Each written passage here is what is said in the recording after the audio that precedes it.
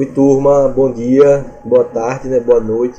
Espero que estejam bem, se cuidando aí em casa. Espero que esteja tudo bem com vocês, com seus familiares. Na aula passada a gente começou a falar sobre o reino animal, né? E aí eu comecei a falar sobre as características gerais, né? Então eu expliquei lá o processo de Ai. Das características que são comuns a todos os animais, né? Todos os animais são eucariontes, pluricelulares, heterótrofos. Falei sobre algumas características apomórficas dos animais, né? Como o processo de desenvolvimento embrionário, da formação de algumas estruturas embrionárias, né? Como o processo de formação da mórula, da blástula, da gástrula, que são processos de desenvolvimento embrionário dos animais, que a partir disso a gente consegue também diferenciar alguns animais entre si, né? Os animais diblásticos, que só tem 2 folhetos germinativos, os triblásticos, que tem 3 folhetos germinativos. Falamos sobre as cavidades internas, né, dos animais acelomados, pseudocelomados, celomados. Falamos da simetria, né, que os animais podem ter, simetria circular, radial, bilateral. Falei um pouquinho sobre o processo da evolução desses animais, né? Mostrei a árvore filogenética dele. Então essa árvore filogenética que traça o caminho evolutivo. Mostrei aquela mais clássica, né?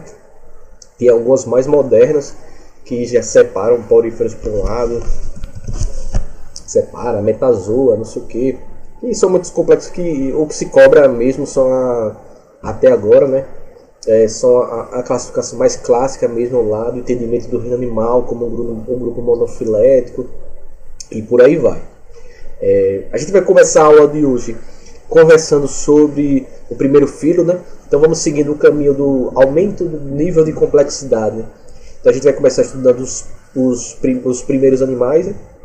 Muito provavelmente que existem, né? da era, obviamente que da era moderna, né? O primeiro grupo de animais. E a gente vai seguindo em nível de complexidade, né? A gente vai começando pelos mais simples e vai terminar lá por último nos mamíferos, nas aves dos mamíferos. São organismos que têm um grau de complexidade maior, né? E pronto, e aí então várias características, como os animais são os únicos que têm sistema muscular, e tecido muscular e nervoso, que não é encontrado em nenhum outro reino nenhum dos outros reinos, né? Apesar que nem todos os animais possuem tecido nervoso e muscular, mas a presença do tecido muscular e nervoso ela só ocorre no reino dos animais. Então o primeiro filo que a gente vai começar a estudar é o filo porífera, né? Então reino animal, filo porífera, que é representado pelos organismos que a gente chama de poríferos ou esponjas, né? Então o filo porífera, né? Esse nome porífera ou poríferos, né? Ele vem do grego poris, que significa poro, né? E esse foros, né, poríferos, né? Foros é portador e poro. Então poríferos são aqueles organismos que são portadores de poros. Então o termo porífero varia justamente da característica de seu corpo completamente formado por poros, né? Que são os representantes que a gente chama de poríferos ou de esponjas do mar. Então, apresentar o corpo perfurado por poros, né, é uma das principais características desses animais, né? Inúmeros poros, alguns às vezes até microscópicos, dependendo, vai variando de grupo para grupo, de espécie para espécie. A gente pode ter observar esses poros com maior nitidez ou não, né? Então, os poríferos atuais eles são diferentes dos ancestrais, né? Que se acredita que eles surgiram mais ou menos há 600 ou 550 milhões de anos atrás, no período pré-cambriano. Então, quais são as características, além de ter essa característica marcante, que é o corpo formado por poros? Os poríferos eles se caracterizam por serem todos aquáticos, ou seja, são animais que são exclusivamente aquáticos. Não existem poríferos que vivem terrestre. A grande maioria deles ainda vive no mar, ou seja, são animais marinhos. Existem alguns que podem viver em águas costeiras, mais próximos à costa, né? Mas eles são marinhos, né? Via geral, né? Podem viver em águas costeiras, rasas e quentes, né? Mas geralmente eles vivem muito associados às comunidades de recife de corais. A gente encontra muito corais, e onde tem muito coral geralmente a gente encontra muito esponja.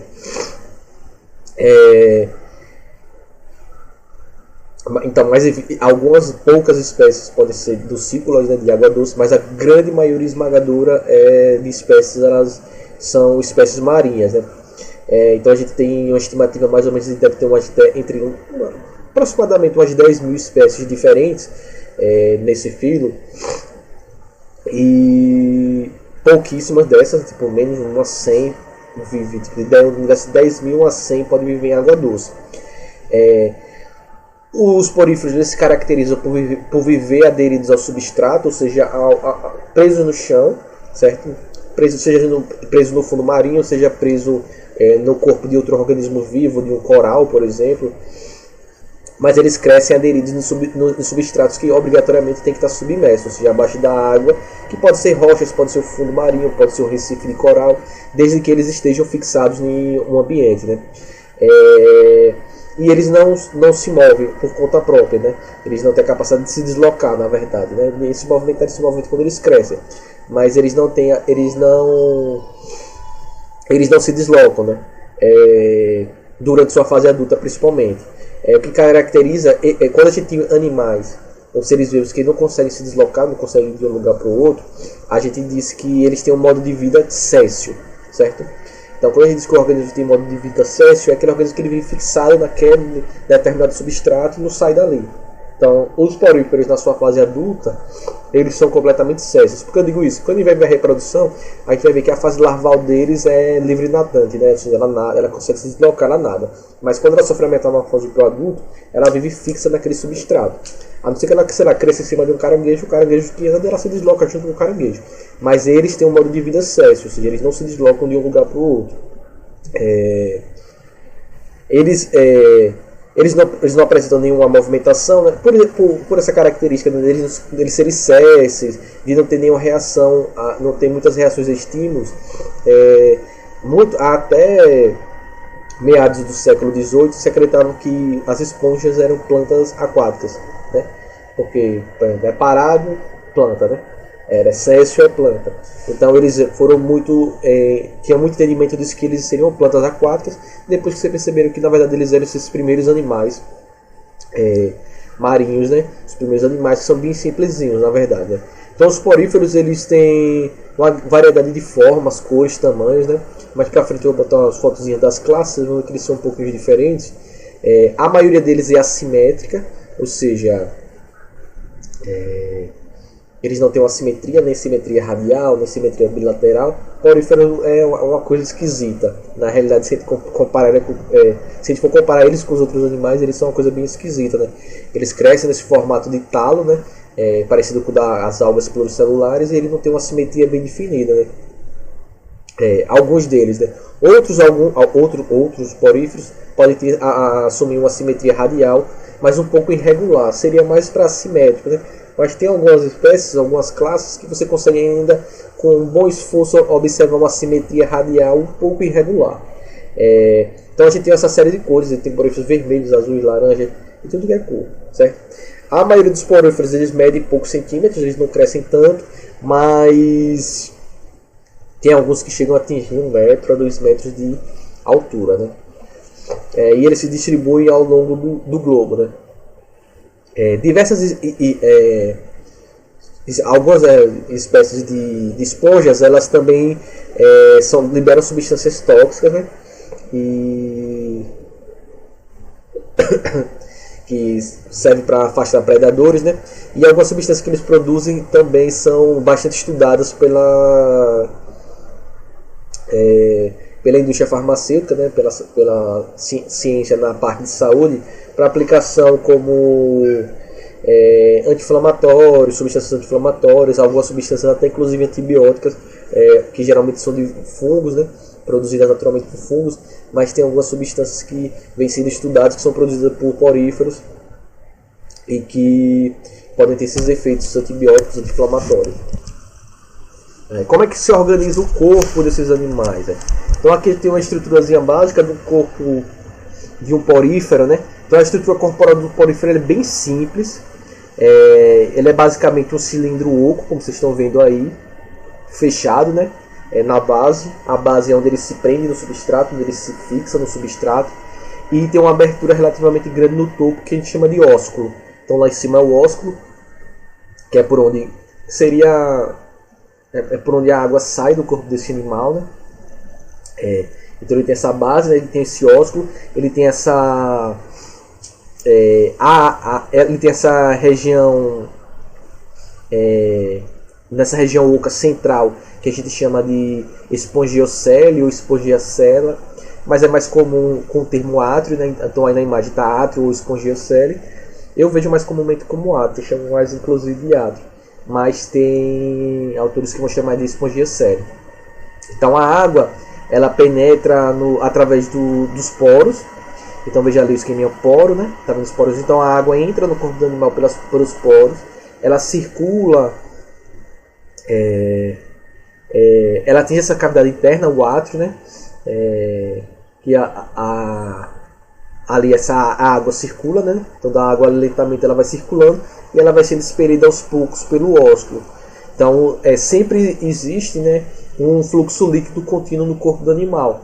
Então a água entra pelos poros, circula no átrio e sai do corpo do animal pelo ósculo. É sempre esse caminho, certo, gente? A água ela nunca faz um caminho diferente desse. É sempre poros, átrio, ósculo.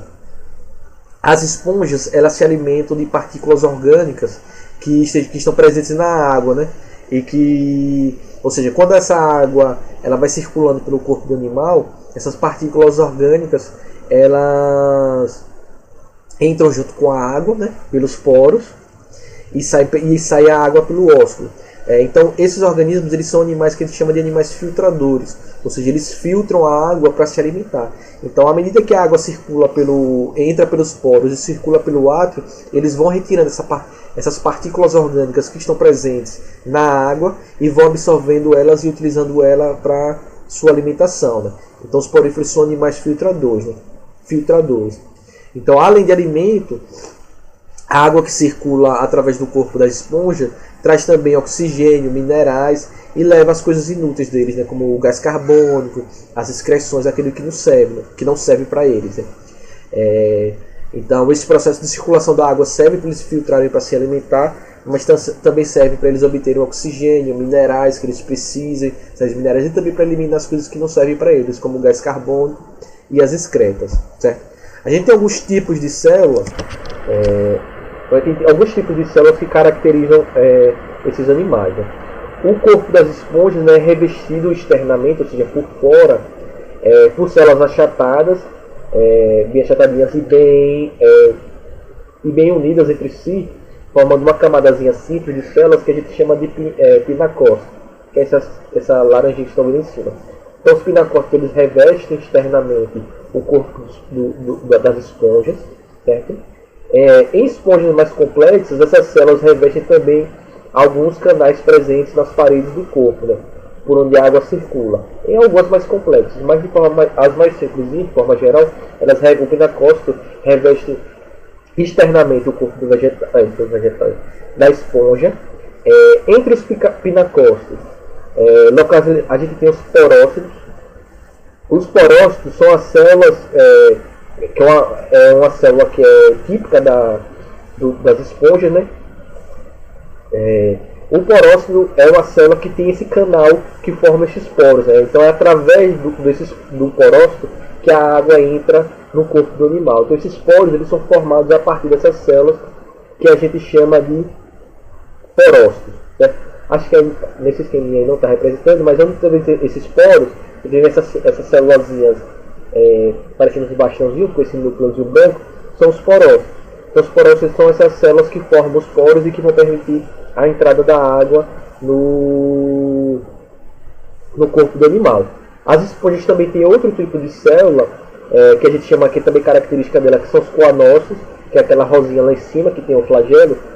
Os coanócitos são essas células parecendo esse formato de ovo, que elas têm esse flagelo, né, esse flagelo, e que tem essa membraninha, essa saiazinha aí, né? Isso é característica deles, né?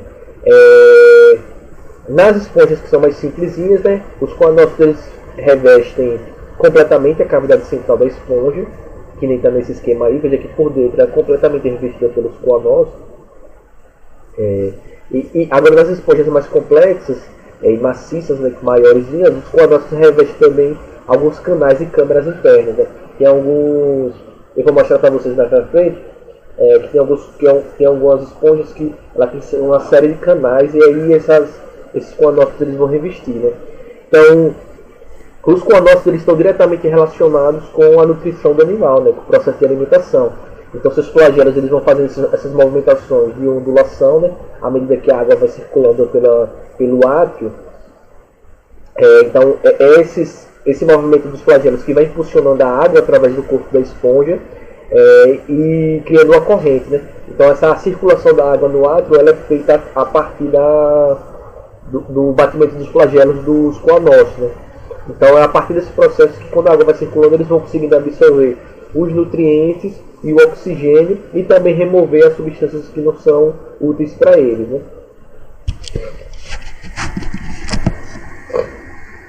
E a partir desse processo eles vão absorvendo tudo, né? A gente tem também essa estrutura entre os pinacócitos e os coanócitos. A gente tem essa estrutura intermediária, né, que a gente chama de mesênquima ou de mesoílio, também pode chamar, que é onde vão existir essa estrutura entre os pinacócitos e os coanócitos. Aqui vai ter os elementos que vão sustentar o corpo da esponja, né? Que são as espículas, que estão nessas estruturas aí, essas espículas, tá vendo? Aqui está grande. As espículas são estruturas que sustentam o corpo da esponja. Dentro dessa região da mesênquima, do mesoílio, a gente tem os amebócitos, que são outro tipo de célula, que estão vendo lá o verdinho lá embaixo.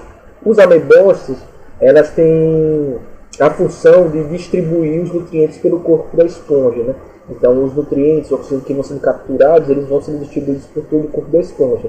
Eles capturam por processo de endocitose, vocês viram lá no primeiro ano, e as partículas alimentares são transferidas pelos coanócitos para eles, né? Então, os nutrientes gerados, eles fazem digestão intracelular, né? Então, esses amebócitos vão fazer essa digestão intracelular e o produto dessa digestão vai sendo distribuído, os nutrientes ele vai sendo distribuído para os pinacócitos e vai sendo distribuído assim por todas as células. Desde os porócitos, pinacócitos, para os coanócitos também.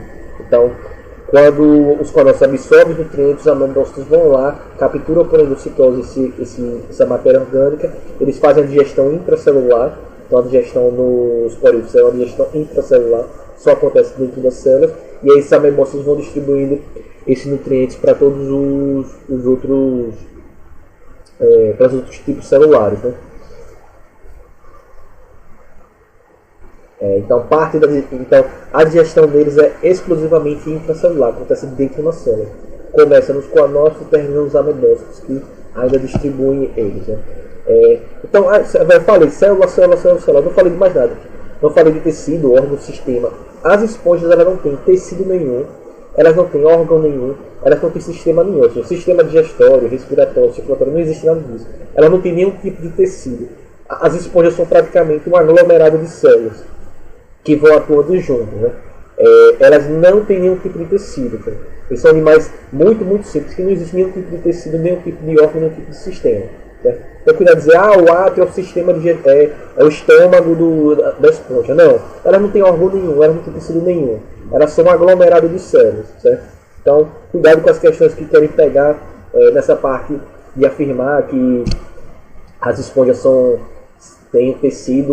O pinacócito é uma célula característica do tecido epitelial das esponjas que elas revestem, blá blá blá. Não, e é só para atrapalhar a mente de vocês. Porífero não tem nenhum tecido, logo ela não tem nenhum órgão, logo eles não têm nenhum tipo de sistema, certo? É praticamente um aglomerado de células. Então a digestão deles é intracelular exclusivamente, eles só fazem digestão intracelular. Essas espículas aí, como eu falei para vocês, elas vão atuar são estruturas que são microscópicas, bem pequenininhas, você pode observar às vezes no microscópio. E essas espículas elas vão servir para dar sustentação ao corpo do animal. Elas são formadas por várias substâncias, como sílica, como carbonato de cálcio, várias substâncias diferentes. E essas espículas elas são formadas por células especiais que não estão aí no esqueminha, que a gente chama de escleroblastos, né? Então os escleroblastos eles formam essas espículas,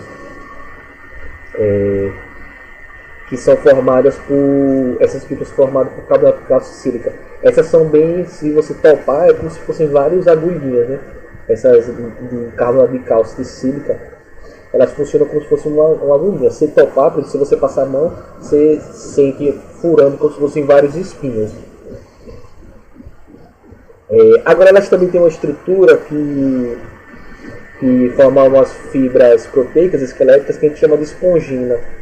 Elas são secretadas por outra célula especial que a gente chama de espongioblastos, e que são diferenciações do amebócito.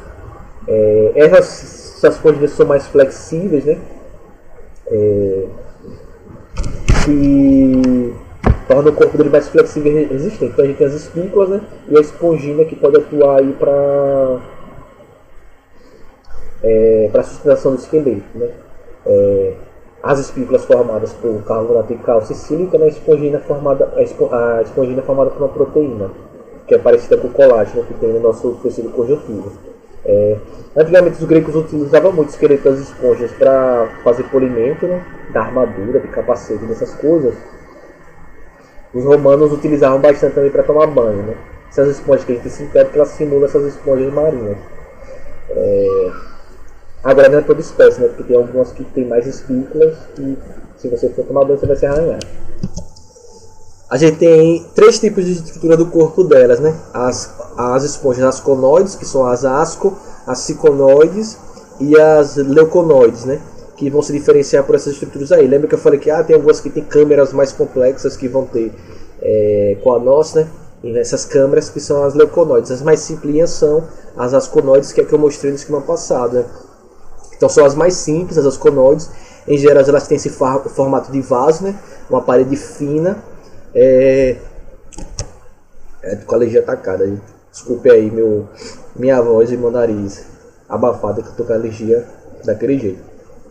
E elas têm o ósculo, né, bem definido aí nessa porção final, né? Então os canais porosos perfuram a parede, atingem o átrio e faz a circulação da água. Então veja lá que as setinhas estão apontando o caminho da água, certo? Então ela vem do meio externo para os poros, átrio, ósculo e volta para o meio externo. A outra esponja que a gente tem são essas acículas, né, que são as ciconoides, que tem um corpo mais tubular, com o ósculo em uma das extremidades, né, mas são geralmente maiores, bem maiores que as asconoides, né, e apresentam paredes mais espessas, paredes mais grossas. Elas vão se diferenciar porque elas levam a água, ela vai para esses canais aferentes, né, nas paredes que estão os porócitos, né, e esses vão se comunicar com esses canais radiais, né, que são esses canais onde estão os coanócitos para a água e para o átrio. As leuconoides, essas aqui são as mais complexas de todas, né? Elas têm uma parede muito mais espessa do que as outras duas, mais grossa, né? E que há aberturas que levam a canais aferentes, ou seja, vários canais, sistemas de canais diferentes, que nesses canais a gente vai ter vários coanócitos, que chama de câmeras vibratas. Eu estou trazendo esses detalhezinhos, gente, mas vocês precisam saber os tipos de estrutura corporal, mas esses detalhezinhos não são tão importantes não, certo? Então a gente vai ter esses 3 tipos aí, as asconoides, que são mais fininhas, né? Os poros, a água já é levada diretamente ao átrio, quando sai dos poros. Na ciconoides, a água quando atravessa os poros entra nesses canais aferentes, né? E essas leuconoides, elas vão circulando por essa série de câmeras vibratas. A classificação dos poríferos, a gente tem 3 tipos de grupos de poríferos. Então, essas bichinhas aí. A gente tem a classe calcária, que é essa aqui, primeira aqui, que ela são todos marinhos, né? E eles se caracterizam por apresentar predominantemente as espículas, né, de carbonato de cálcio, né? Daí o termo calcária, como elemento de sustentação do esqueleto. A maioria dessas esponjas são pequenininhas, né, de forma tubular, como você vê daí, transformam esses tubos. Elas podem ser asconoides, ciconoides ou leuconoides. Aqui a gente tem um casozinho de um asconoide. A gente tem a classe Desmopongi. As esponjas dessa classe, em sua maioria, também são marinhas, né? Mas algumas poucas espécies de água doce. A calcária são todas marinhas, certo, gente? Na Demospongi tem algumas, a maioria é marinha, mas tem algumas de água doce. Eles se caracterizam por ter espículas de silicone, né? Fibras de espongina também, ou as duas, né? Às vezes só fibras as espículas de silicone, às vezes só a espongina, né? Sustentando, essa aqui é boa para tomar banho, e às vezes pode ter os dois, na sustentação deles, né? A maioria deles é assimétrica, né? Como vocês podem ver, não tem simetria nenhuma, com tamanho que varia de alguns milímetros, algumas que chegam a atingir 2 metros. Muitas delas são constantes, ou seja, crescem aderidas falta a palavra, a recifes de coral, a rochas, né? A maioria delas tem a estrutura leuconoide, mais complexazinha. E a classe Hexactinellida, que essa aqui parece uma cabeça de uma pessoa estourada, são todas marinhas, exclusivamente marinhas, assim como a classe calcária. Então só tem espécies de água doce, a Desmopogine. Elas geralmente vivem em grandes profundidades, né? Mais de 200 a 1000 metros de profundidade. Elas são muito abundantes no continente antártico, ou na Antártida, ou Antártico, tanto faz. E elas são... elas, a maioria, apresentam simetria radial também. E aí o tamanho varia de 10 a 30 centímetros, né?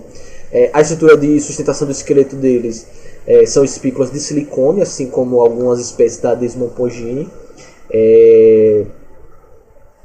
que é parecido com eles, mas tem algumas diferenças. Tá? Uma curiosidade que tem nessa classe aí alguns camarões eles vivem, né, no interior das câmaras dessa esponja, né? Eles entram pelo ósculo, né, onde eles conseguem viver, né, e ter abrigo, né, eles conseguem viver dentro dessas estruturas aí, desse tipo de esponja. Uma curiosidade, entre os casaizinhos eles se reproduzem, têm abrigo, conseguem se alimentar, ou seja, eles usam de casa, né, os camarões, quando eles se reproduzem, colocam seus ovinhos, né, os camarões jovens vivem dentro dele até abandonar essa casa na fase adulta.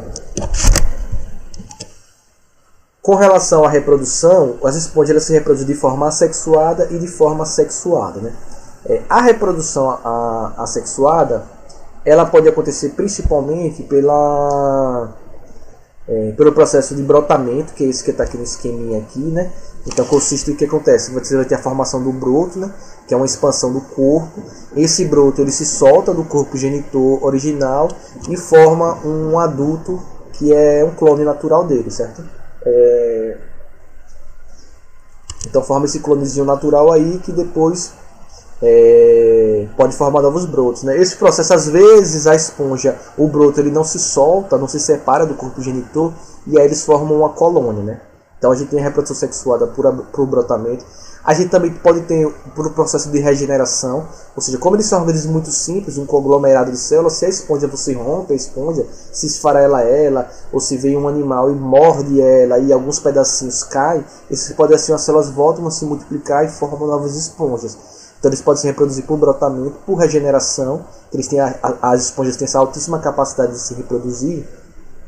E algumas espécies de água doce, quando as condições ambientais ficam desfavoráveis, eles formam as estruturas bem resistentes que a gente chama de gêmulas. E essas gêmulas elas têm paredes formadas com espícula bem espessas, e aí eles ficam em repouso, em estado de dormência, e quando as condições ambientais elas voltam a ser favoráveis, né?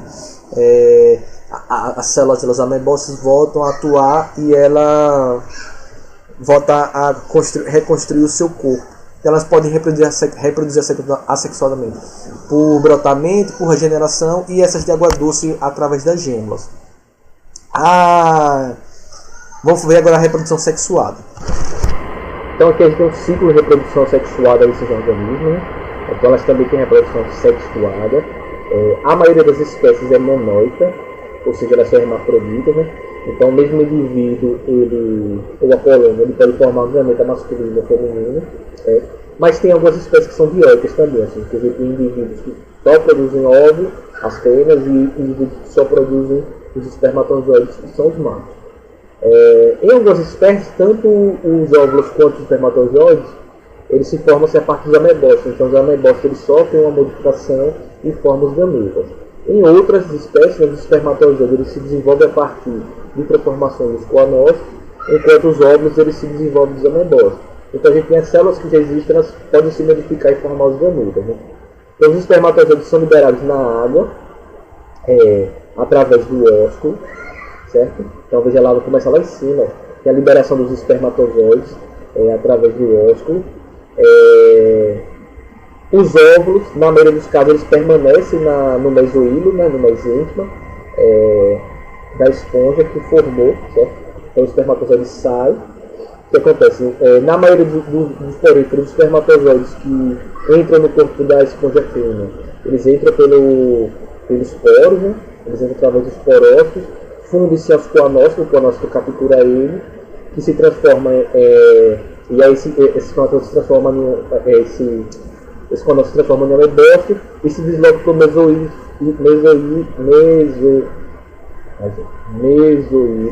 ou mesênquima, né? E aí ele se funde com o óvulo. Então o amebócito transfere ao óvulo o núcleo do espermatozoide que fecunda. Então a gente pode dizer que a fecundação desse organismo é uma fecundação interna. Esses termos vocês também vão ter que assimilar, viu?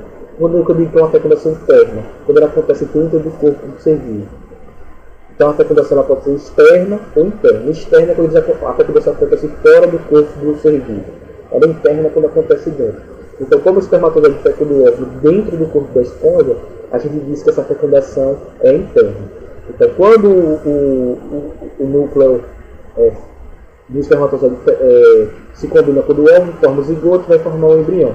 O desenvolvimento do zigoto acontece dentro do mesênquima, né, do mesoílo, como vocês podem ver, e ele origina uma blástula, que é aquela fase de desenvolvimento embrionário. Então essa vai se desenvolver em uma célula flagelada e ela sai do corpo da mãe, né, nadando para fora através do ósculo. Então ela sai pelo ósculo, vocês podem ver aqui, essa blástula flagelada, né, que seria a larva do animal, que nas esponjas a gente chama de anfiblástula. Então a anfiblástula é a larva. Então a anfiblástula ela nada, ela não é excesso, ela sai do corpo da mãe, sai pelo ósculo nadando, até que ela se fixa no substrato, né? Então ela está passando aqui, olha, tem a liberação pelo ósculo, cai ela aqui, a anfiblástula nadando. Essa anfiblástula ela se fixa no substrato e ela se desenvolve e forma um adulto.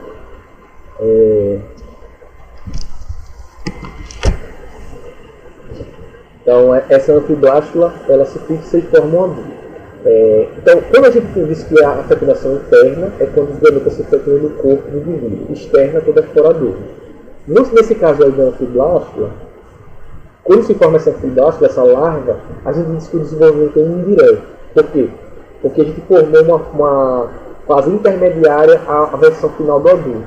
Então, quando a gente forma geralmente larvas, a gente diz que o desenvolvimento é indireto. Algumas espécies de esponjas, a blástula, ela sai do corpo e já vira um adulto logo, se fixa e vira um adulto logo. Então, nesse caso, a gente diz que é um desenvolvimento direto. Quando não tem a fase de larva, a gente diz que o desenvolvimento é direto. Que é o nosso caso, já nasce o bebê, um mini adulto que só faz crescer. Desenvolvimento direto. Quando tem uma fase larval, a gente diz que esse desenvolvimento é indireto. Certo? Então, esses termos vocês têm que se apropriar. Fecundação, saber a diferença de interna e externa, e do desenvolvimento, se é direto ou se é indireto. Certo? Direto, sem fase larval, indireto com fase larval. Fecundação interna, os gametas se combinam no corpo do indivíduo. Fecundação externa, a fecundação ocorre no ambiente. Então aqui a gente agora termina poríferos. Próxima aula a gente começa a estudar um próximo filho de animais, que são os quinidários. Fiquem bem, se cuidem, se tiverem dúvidas, entre em contato comigo, tá certo? Tchau.